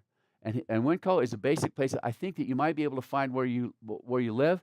Winco is one that you only pay cash. They have these little shop, you've seen it before, where you bag your own groceries, that kind of stuff. And so it kind of takes a little more effort on your part, but it's obviously a very, very efficient way to what the researchers will tell you today is the very best place that you can shop for food so that you can capitalize on those. I just given some locations, at least if you live in the Utah area, where you can capitalize on something like that. There's price comparison shopping. There's the Walmart app that allows you to, this Walmart app that you can walk around Walmart store, and once you get done, you scan your receipt and they'll give you and they'll price shop that receipt at every other different coupon and every other different. But I don't know. I'm just trying to give you the basic kinds of things that you could possibly do to start saving more money on the way that you spend your money for food. Those could be some of those ways. I just want to show you this before we pass on to our next multi-million-dollar choice. The students on scottmarsh.com have actually done this meal menu planning. We've divided them into 21 different types of menus. So it could be a menu based upon you being a gluten-free menu. It could be a low-sodium menu. It could be a no-meat menu. It could be a menu. You could see where there's so many different ways, and we've given 21 different types, and we've sent 10 different student groups in each one of those categories out. They've actually created it. They found the menus that fit in each one of those categories. They've created a 30-day meal menu. Then we had them go out and shop so that they could go online and find out exactly what they'd spent for that food. We had them project how much someone would save by doing it that way. They've always said that it's more than 50%. And if you'd like to experience the possibilities that are associated with that, with this meal menus that we talked about, there's a great place that you can go to learn more about what the students have done with the research that will tell you more about what's called the fortune of food. What's one of the other things that you spend so much money on? Unfortunately, we spend a ton of money on cars. That's changing. Man, I just saw something in the newspaper this morning that car sales have gone down every single month over the last 6 months, and nothing makes me more happy. I'm going to tell you before we ever start this, I'm going to get into a lot of stuff you can do when you're buying a car for those of you who are still thinking about buying cars. But I'll just tell you this over the next 5 years. Over the next 5 years, it will literally come the time. It's not beyond our comprehension. In fact, the technology is already available. They're already testing it in some different areas in the country right now. You'll pull your smartphone out. You'll say, I'd like to have a vehicle so that I can go someplace. There'll be a vehicle show up in front of your house. There'll be something unique about it. There'll be no driver in it. You'll get inside the vehicle. You'll tell the vehicle exactly where you want to go, and it will take you where you want to go. And instead of having your vehicle sit in your driveway for 23 out of the 24 hours each day that you own it, you'll now only pay for a vehicle when you're actually using it. There are many who have projected that the expense reduction that will incur once we get these driverless vehicles and we have some of the opportunities available with electronic vehicles and things that they have right now, that will reduce our automobile expenses by as much as 80%. Now, as you do see those reductions in prices, be primed to capitalize. Now, I'm going to give you a nice example when it comes to cars. Right now, we've had, over the last few years, a substantial reduction in the price of gasoline. There are those who, with their research, say that the average American family today is spending $100 less per month on gasoline than they spent in the past. Well, what if you were one of those really brilliant people who were primed and you said, geez, we're spending $100 less per month right now. Why don't we just take that $100 and put it into our 401k? Did you sacrifice anything? No, it's just the fact that the price of gas has dropped. So as it's dropped, you take the $100 and put it into your 401k. You can see how you can do a lot of million-dollar choices and even multi-million-dollar choices by just being primed for those opportunities. But let's just watch. I'm going to give you some other possibilities here as it relates to cars. So just the world is changing very dramatically. The first thing I'd like to suggest to you is don't be too fancy on buying a lot of very expensive cars right now, because within 5 years it could be so different. So many, and I'll give a couple of those when we're doing this. But Here's, as we've known it in the past, I've always asked the students, what are the ways that you could save the most money on the cars that you drive? We're going to turn this into a multi-million-dollar choice. What we want to do is purchase cars that are used. Do you all know that? Everybody's heard that before. The average car in America today, the second that it's driven off the lot, depreciates about 31% in value. Now, when I say depreciates, I don't know what that really means, other than to say, surely the car did not become a much worse car. There's a lot of money that you spend on that car for nothing but sales and for advertising and for marketing and for promotion and for the commissions that people make when they sell you that car. Wow. So I buy a car that costs $40,000. There's a 31% drop. The next day I could only sell that car for maybe $28,000, $29,000. You can see why people in the past have always said to buy used. I would like to add that you also drive that car for at least 10 years. Now, in the past, that was hard to do that. I remember my father, when I was young, my father would literally, when the car's odometer went to 100,000 miles, he would stop the car and do a little film of the odometer going over to 100,000 and 1/10 of a mile. It's a strange, not strange as much as just kind of a real accomplishment for a car to go over 100,000 miles. Now, you take care of your car in a reasonable way, and most manufacturers and actual research will show you today that you can have that car for 200,000 or 300,000 miles. And so the notion of being able to drive it for a longer period of time is becoming much more real. And guess what the millionaires and the millionaire next door said? They always buy used, and they always drive their cars for at least 10 years or longer. So it's not uncommon, and it could become something that you kind of grow accustomed to so that it becomes something that's really important for you in the future. But what does it mean to purchase a car for value? Whenever I ask who you are or what behavior you're engaging in, when you purchase something for value, what do you say?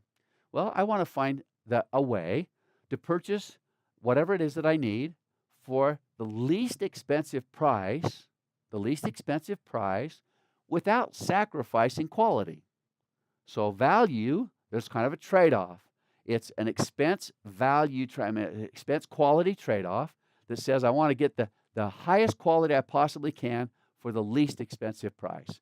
I want to talk to you about how this has worked when it comes to cars. I want to first of all tantalize you by saying that our students have projected that the average person in America today could save $300 a month by following a fairly simple purchasing strategy. What does it mean to purchase for value?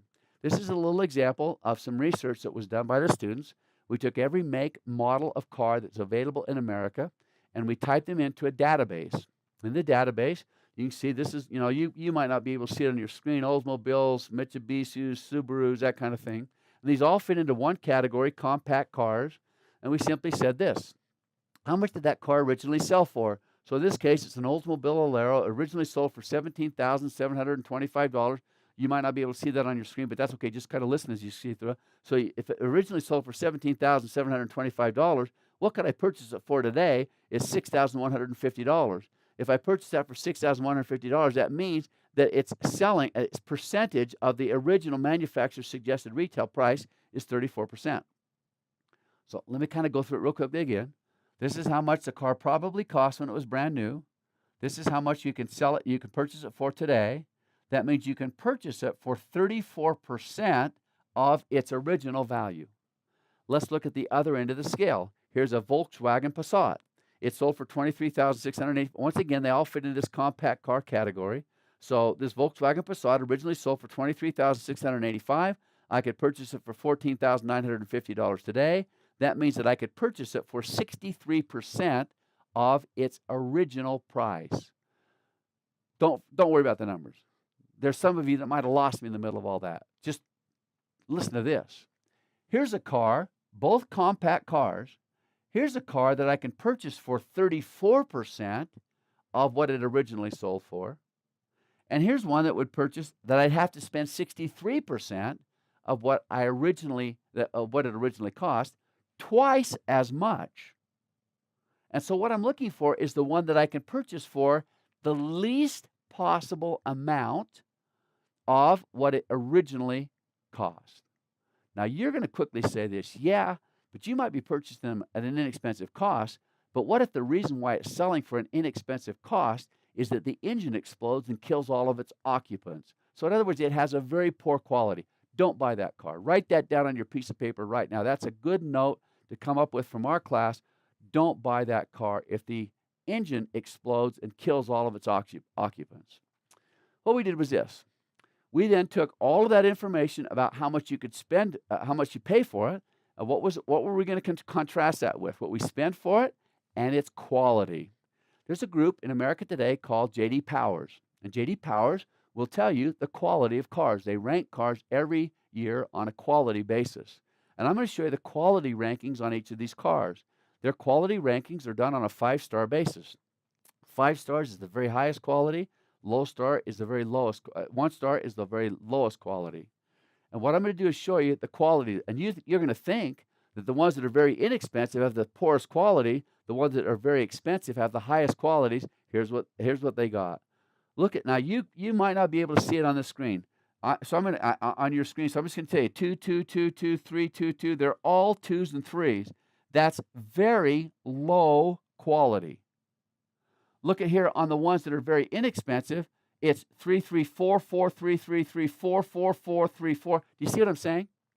The concept is actually, can you get the vision of value? I spend the least expensive amount and get the very best quality. That's kind of fun. I want you to know that as we've done this research over time, almost inevitably, this exact same pattern develops. What people spend for cars is oftentimes not related directly to quality at all. It's related to what society would suggest is the most popular vehicles to own. Now, I don't know about you, but I'm just going to suggest for a second that popularity when it comes to what I spend on cars is not a very, very important quality to me. So I'm going to do this. I'm going to say, what is quality? I would like to just find out what this quality is all about and suggest this. Each year, this J.D. Powers does some research, and they say, what are the very highest quality cars and the lowest quality cars based upon how much time they spend in the shop and how much money people spend on getting those cars repaired. What do you think? If I asked you right now, what are the car manufacturers in America today that you would say are the highest quality? Whenever I've asked that of students, they start off talking about Toyota and Honda and Lexus and some of those that we've kind of over time come to know as the ones that have the highest quality. Let me just tell you this. I got a little chart. I've got to very quickly blanked out the one that's at the top of it. That's the one that they say is the highest quality based upon their research. And you'll see there, right there, the ones we just talked about, Hondas and Toyotas and Lexus and Acuras. Boy, they're the ones that they say are the very highest quality. At the bottom of the list, Ford, Plymouth, Dodge. I'll tell you, there's the total industry average right there. So total industry average, there's some that are much, much below it. What is the car, and it was repeated years and years, over a number of years, what is the car that overall gives the highest possible, they ranked as having the highest possible quality? It was the Buick. I always pause there with my students. Because when I say the word Buick, what's the first word that comes to your mind? You're probably going to say old people. Grandpa, grandma, Buicks. Who drives a car? Who drives a Buick? That's grandpa. Grandma drive Buicks. I want you to know that I've proudly driven Buicks for a number of years after I received this kind of research. Here's the thing I want you to know. In this exact same research, they found which car manufacturer seems to experience the highest drop in price over the years. It's Buick. So even though it's the highest quality, for some reason, they drop the most in price. I love that. And so wouldn't it be nice if somebody could just say, well, then what I'm willing to do is look for Buicks. I just talked to a guy the other day that said, I came to your class 10 years ago and you told me this thing about Buicks. He said, and he's not a mechanic. He said, and I was shocked when you said that. But he said, I went out and bought a Buick. And he said, I have had the greatest success. They've just run like a rock. They're the greatest. I run like a rock. That might not be exactly what you want. They've behaved in a very high quality, in a very stable way. And he's very impressed with them. He says, I bought 2 or 3 others for my kids and for my wife, and we are a Buick company. So I want you to know I own no stock in Buick and GMC whatsoever. And so there's nothing that I receive from this other than the information that the students have provided. I hope that it will be helpful to you. There's some other ways that you can find these qualities that we've talked about or make sure that you're spending it the least possible amount. One of the ones that I really like is Edmunds.com. At Edmunds.com, they'll give you what's called the 5-year true cost to own. They'll take, you type in your make, model, brand of car, something like that. Then they'll tell you based on 8 different components what kind of things they cost, depreciation, interest on financing. You can see the list there. And what they'll do is rank those cars based upon the least expensive ones to own. Insurance, other kind of things.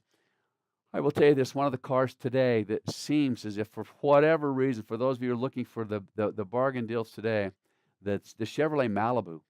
I don't know if that appeals to you on any level. For some reason, a lot of different companies. I will just tell you this. I was just talking to a fleet manager at the LDS Church the other day, and they said that they found them to be the highest quality. They like them a lot, and they've used it in a lot of their fleet management. And just know that the reason that they can get such low insurance premiums on them today is there's so many of them out there. There's been so many kind of institutional fleet managers that have purchased these cars that it makes it so the insurance premiums are less, because if they ever have to have replacement parts, they can quickly come up with them because of how many of them are out there, how many that they could get parts from. So I want you to know there's a lot of research. It's fun. I'm going to show you as we get into this some of the research that's been done on young people and what young people are spending their money on today. There's those that would like to think that young people are doing things in a fairly irresponsible way. It's actually not the case. Here's 3 different kinds of reports. Here's the Atlantic, why young people don't buy cars, why young Americans are ditching their cars. Young Americans lead the trend of less driving. It's very fascinating.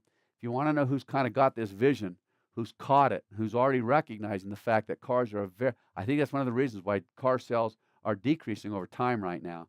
And that's because people are becoming wise to the fact that it's such a huge part of your budget to have to incur those cars. And so I just be careful if I were you. I will, in our class on the innovations that will change your life the most, I'll tell you about what other kind of driving opportunities are available for people that will make it so that it's much less expensive, and hope that that's one that you can be primed to capitalize on. No one could possibly get out of a class like this without having talked about a home, what you spend on a home. So we have what we refer to as a home purchasing formula. Now, in the home purchasing formula, I want to emphasize with some enthusiasm that I'm trying to suggest that there are ways that we could probably spend a lot less if we thought about our home purchasing opportunities in a much more moderate way. Can I also tell you that not only are younger people spending less on cars, there's actually a lot of research that shows that young people are starting to spend less on the homes that they live in. They're realizing that live in the meadows in a wonderful huge home and whatever, but then they have an hour commute to work each day, can become very expensive. I've shown the students research that shows that the longer the commute that you have, the harder it is on your marriage relationship. And so it probably would behoove you to consider very carefully just the overall costs associated with owning a home. Let me give you a formula. The young people always like this when we're in class. The home purchasing formula I go through is going to be a little different than what you've seen before. Let me give you a couple things that are different. The first thing I'm going to suggest is this. If you go to the average person that's providing you some kind of a mortgage today, they'll say, what does each partner in your relationship make? So they'll take both of the incomes in your partnership or in your marriage, they'll take both of the incomes and they'll use it for purposes of qualifying for that mortgage. There's some great research done by Elizabeth Warren. She's the senator from Massachusetts right now. Long before she became a senator from Massachusetts, she was a professor at Harvard University, and she did some excellent research on why people are going bankrupt in America today. Now remember, this is just objective research that would say, what is it that's making it so there's a trend towards more bankruptcy taking place with individuals? She wrote a book after she completed that research. She called it The Two-Income Trap. What was a two-income trap? How did she define it? She said, sadly, people are using both of their incomes to qualify for those mortgage loans. When they use both of their incomes to qualify for those mortgage loans, there's a much higher probability that they'll end up going bankrupt. Why? Because if one of those incomes gets in jeopardy for any reason, based upon a disability, based upon adding new responsibilities in your household, whatever it is, there's a number of different things that can make it so that one of those incomes can get in jeopardy. And if one gets in jeopardy, the whole house of cards comes down. Here's an individual, very bright, very smart, very highly qualified, a lot of research that went into the whole thing. She would say, so it's not just Brother Marsh saying it, she would say, don't count both incomes when it comes to qualifying for a mortgage. Only count the highest breadwinner or the primary breadwinner's income. It's kind of a little tough, but for right now, we're just going to say You can't count both incomes, only count one of them. All right, so that's the first thing that's unique. And you're going to have to make your own decisions because your mortgage lender will let you count both those incomes. And we're going to encourage you in the highest possible way to not count both incomes based upon what we've learned through that research. Here's the next thing that's a little difficult for some people when they first hear it. Any mortgage lender will say this. They'll say from that income, from whatever that starting amount of income is, we want to subtract the monthly obligations. Well, when you say monthly obligations, the thing that people most frequently think of is money that you spend for your automobile payment, money you spend for a student loan, money you spend for a MasterCard payment, something like that. Well, how many of you that are listening to this consider your tithing to be an obligation? This is not a business interview. I'm just suggesting that we take a moment and consider, do you consider tithing to be an obligation? I do. It's just kind of a personal value of mine. And so I think there might be some others that are listening to this that would there too. And so if you consider your tithing to be an obligation, it's not just me. There's a number of different individuals that feel like one of the biggest reasons why the foreclosure rate in Utah is higher than it is in the rest of the country on a fairly regular basis. One of the reasons they'll say is there's a lot of people here that are dedicated to pay their tithing. And as they pay their tithing and they subtract, they've not really accommodated for that when it comes to how much their money they're able to spend on their home. So now watch. What I've done is this. So I'm going to make a recommendation. I'm going to recommend that you also subtract your tithing as one of those obligations if you consider it to be an obligation. So in this case, let's just say that the primary breadwinner's income is $4,300 a month. $4,300 a month, what I'm going to first subtract is $430 in tithing. Then what I'm going to subtract is those other monthly debt payments. So maybe, debt payments of $150 you've got for a car payment and for a student loan payment or something like that. I subtracted that extra $150. I come up with a balance or a net amount of $3,720. From the $3,720, what I'd like to recommend is that you never spend more than 35% of that net monthly income on a home. So in this case, it's $3,720. I spend 35% of that, and with that 35%, it tells me the maximum payment that I can qualify for today is $1,302. Now, $1,302. Now, that's not going to purchase for you a mansion. Depends on what area of country you live in. It might not purchase for you anything. If you live in Boston or San Francisco or New York, you probably should rent if or find some alternative way of housing. But if you live in Texas or some state like that, you can buy quite a house for $1,300 a month. But I think in most areas of the country, when we started this yesterday, when we talked about the more money than you'll ever need, we talked about the average home in America today costing $250,000. In most cases, with the very low interest rates that we have today, you could probably purchase an average home in America today for that amount. So it's not an unacceptable amount. It's something that you could actually accomplish and actually do to contribute just that much. So when it comes to so now you know the number, you know the percentage. So if you'll just subtract first of all, use only the primary breadwinner's income, then subtract your tithing, then subtract your other obligations, whatever that net amount is, then you times that by 35%. Never spend more than that.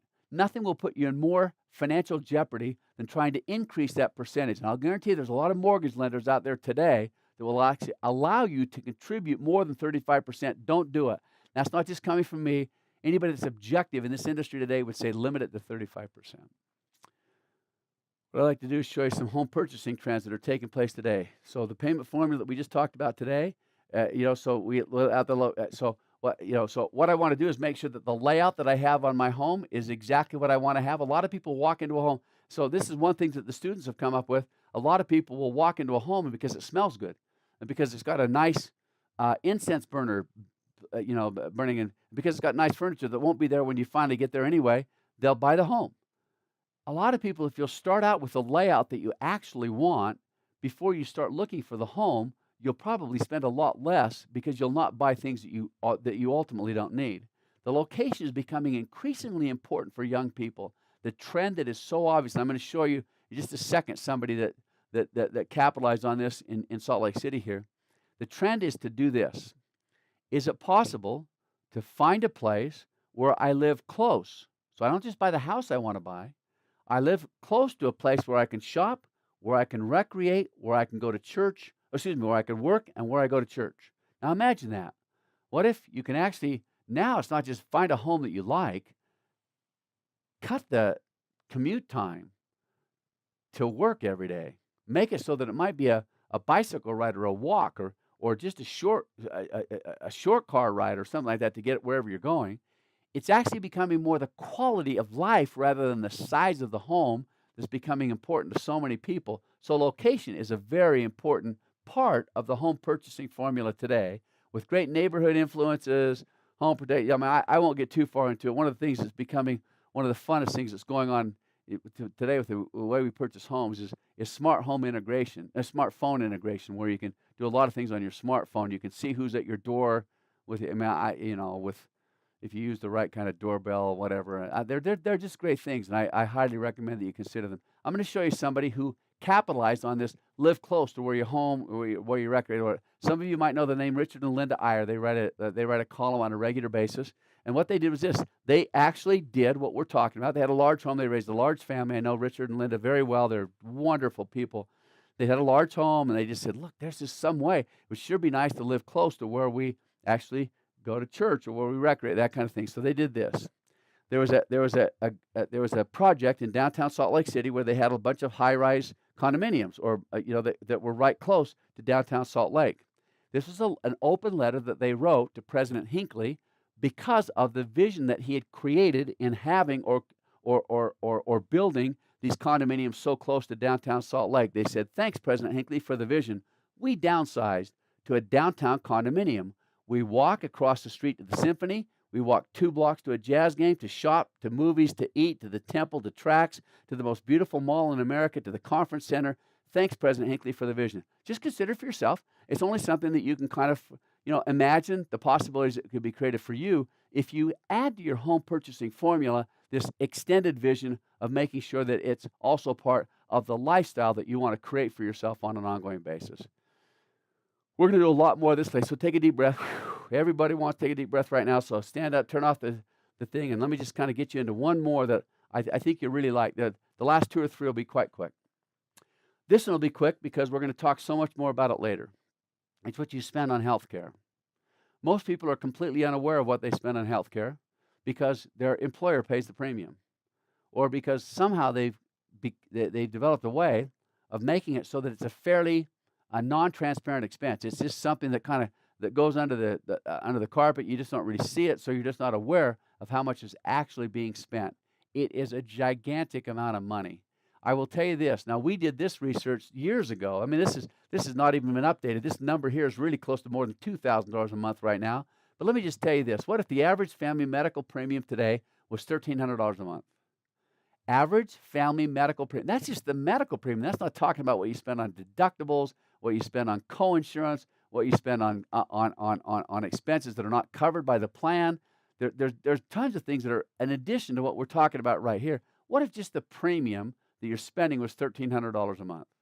If I'm spending that, let me just suggest for you something that I hope you'll find fairly compelling. The Harvard Medical School said this: you could avoid 75% of all medical expenses if you did 3 things. What do you think those 3 things would be? 3 things. If I did 3 things. Now, somebody would immediately say, eat right, exercise, and what. But watch this. They said this: if an individual would get regular medical examinations, Unfortunately, most Americans today will not go get a medical examination. They'll only go to the doctor or the dentist when something hurts. And oftentimes by that time, it's not in a position where it can be fixed or helped in an inexpensive way. So get a regular medical examination, establish their risk profile. Risk profile. Now, I'm just going to tell you this. My father died of heart problems. I've had 2 brothers die of heart problems. I think there's a chance that there might be a propensity in our family to have heart problems. Could I tell you this? I don't know of one single person in my line that's ever died of cancer. So maybe cancer is not part of my basic risk profile. Well, how could I find that out? There's a lot of places on the internet. I should have gone out and found out one for you, but you can just do it by Googling, just typing in the word health risk profile. And what they'll do is they ask you a bunch of questions, and based upon your response to those questions, they'll tell you those things for which you're most at risk. That is a health risk profile. So first of all, will you commit to this? Raise your right arm. Raise your right arm to the square and say, I promise to get a regular medical examination. Number 2, that I will establish for myself right now. I'll go out and find a place on the internet. I answer a bunch of questions and find out what things am I most at risk for? And then 3 is to take reasonable steps that are necessary to minimize those health risks. So if I have heart problems, it might be a good idea to decrease how much fat I have in my diet. It might be a good idea to exercise fairly regularly. It might be a good idea to enjoy eating green things and yellow things and red things. And I'm only thinking of the kinds of veggies I might have had recently. So just, do you see what the point is? Imagine the possibility and imagine what would happen. Now, if you're spending, now watch, if you're spending $1,300 a month, which I think you're spending a lot more, what's 75% of $1,300? And you say, Brother Marsh, that's just too much. You cannot tell me that I'm going to save that much money. So take 25% of $1,300. 25% of $1,300, you're still talking about over $300 a month. $300 a month divided by 15, what kind of a multi-million-dollar opportunity would you create for yourself by just establishing or determining today you're going to take better care of your health? You can see why that could become a tremendous multi-million-dollar opportunity, and hopefully it can become something that's fairly important to you. There's some neat options with this, some very neat options that are coming alive and coming available today with the kind of research and technology. Here's one of my favorite ones. This guy's a cardiologist, and Dr. Eric Topol. He's written a book called The Creative Destruction of Medicine, and The Patient Will See You Now, and he's talking about how the patient of the future, the doctor of the future is going to be yourself. Dr. Albert Schweitzer once said that. I thought it was a great quote. He said, the patient of the future will be, the doctor of the future will be yourself. It will be the patient. You'll be making these decisions. Never before have there been more opportunities for you in a conscientious way to care for your health correctly and to then take corrective steps once some kind of a problem happens without going through expensive medical treatments like have always been available before. I can't wait to talk about that. You wait till we do the 10 innovations. You'll see why that can be extremely helpful to you. There's a little TED Talk. We haven't talked about that in our class yet. There's a lot of people who every single day will spend a lot of time watching cable news networks or watching something that makes them fearful or makes them extreme or makes them very concerned about what things are taking place. I've always just asked my students to kind of accept this possibility. Instead of spending all that time watching someone capitalize on the very natural human tendency to want to be fearful or to want to be extreme or to want to somehow feel like you can have a major impact on America by watching what the president did on some recent trip or some step that he took, for us. What if you decided to spend even half that amount of time watching something that is good, something that's innovative, something that's powerful, something that's created by the most brilliant minds in America today? I'm going to give you one opportunity. They're called TED Talks. TED, T-E-D. It's not the name of a guy. It's an acronym that stands for Technology, Entertainment, and Design.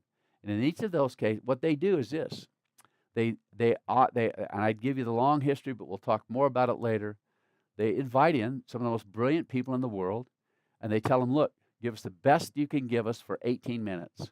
And they talk for what they're doing. They talk about what they're doing. They're talking about the differences that we'll see in the future. They're talking about new technologies, new research, new innovations. For those who have gotten captivated by these, they truly are an amazing source of inspiration and dedication. Can I only just challenge you to Google that tonight? Just Google TED. If you just put TED on it, it'll come up. It's so popular. And you sit and watch a single talk. Can I ask you tonight to watch the talk by Eric Topol about the wireless future of medicine? It was created some time ago, but it's still so applicable to who we are today and the directions that are being taken with smartphone applications and other kind of tools or devices that are made available to make it so that healthcare is becoming both a personal experience and a collaborative experience, where it's not just collaborating with your trusted medical advisor, but it's also doing a lot of things on a personal basis that were never before available. And I just would suggest to you that the wealth of great health can become one of the greatest single decisions that you've ever made before. We've talked about, and this is why the next couple of them can go quickly. In our lecture, if you didn't see the first lecture about more money than you'll ever need, then go back and review American debt payments. We're spending $2,300 a month on an average basis in America. What would happen if you took that little suggestion that we made, that you do an accelerated debt reduction plan, and once you get to the end of it, you take the money that you were paying towards your debt payments and you start putting that into your 401k. That's $2,300 a month. Remember our 15? 15 would turn into $1 million Can you imagine how many millions it could turn into if you took the step to save an extra $2,300 a month in your 401k plan? You can see why it would be so great because, of course, as we talked about in our first lecture, the average American could be completely out of debt in 6 to 8 years. I hope that right now we've obviously come to the end of a fairly long lecture, so you might be growing a little tired of it, but can you just take a deep breath? Maybe stop, take a little drink, do something that makes sure that you understand that these little opportunities you have by doing a debt elimination calendar like we talked about could become something that's very significant for you. We'll talk about the risk, the insurance risk and how you can decrease the cost of your life insurance, how you can decrease the cost of other types of policies. We'll do more of that later, but I'll tell you, if you'll remember, that's one of the things that the Department of Labor said most people spend the highest percentages of their income on, and I'll only assure you that there's a lot of opportunities that you have to spend less money on insurance, and we'll talk about those when we get to it. So let me just suggest this. I'm going to kind of just make sure you know that there's other multi-million-dollar choices, and I can't wait to talk about each one of them because we will, and give you an opportunity to know that this is not just something that is limited to the few things we've talked about. There's a lot of things that might say something, and not a lot of people that might say something like this. Brother Marcia, I like all these. I like some of the ideas, but man, that thing about meal menus or something, I just can't imagine myself ever doing that. Then don't do it. Brother Marcia, I like all this, but I really like a brand new car on every 3 years. That's just something that's an important part of my value proposition of what indeed makes me feel comfortable when I wake up in the morning and feel like I'm proceeding and progressing. Well, then buy a car. Is there something in all of these opportunities? Can you just take that deep breath and imagine for yourself that you could make a big difference in your future by taking a little extra time to consider the way that you spend your money? I think you might find some really fun things that would come out of this fundamental process of just making a great multi-million-dollar choice. I would love to add up for you the kinds of differences that it would make based upon the types of million-dollar choices that you can make. But I hope that you've sensed the very real benefit of understanding the potential that we have. I hope that none of the numbers confuse the very fundamental, factual issue. We have such huge potential as we begin to take more responsibility for how we utilize these resources. I hope that everyone listening could make a very simple determination to become a multiplier. Multipliers seem, in all that we learn and do, to be those who are gifted to make better decisions. They make more powerful, more efficient choices. They make choices that are built with faith, that have inspiration and innovation connected with who they are and what they do. Much like those laborers in the vineyard who were rewarded because they were multipliers. They were given cities to rule over. They were given the opportunity to become multipliers, not only for themselves, but in behalf of others, and then even in behalf of those that could never do it for themselves. I hope that the vision that's created by this is one that you can appreciate and accept, that we really do have great potential to become something so much different than those who would just spend their money on a regular basis and wonder what happened to it all. I hope that as you see the potential that can be derived by being a great multiplier, you can also sense the potential that will come as you're blessed with these new opportunities that go far beyond any kind of a financial potential that we've talked about here.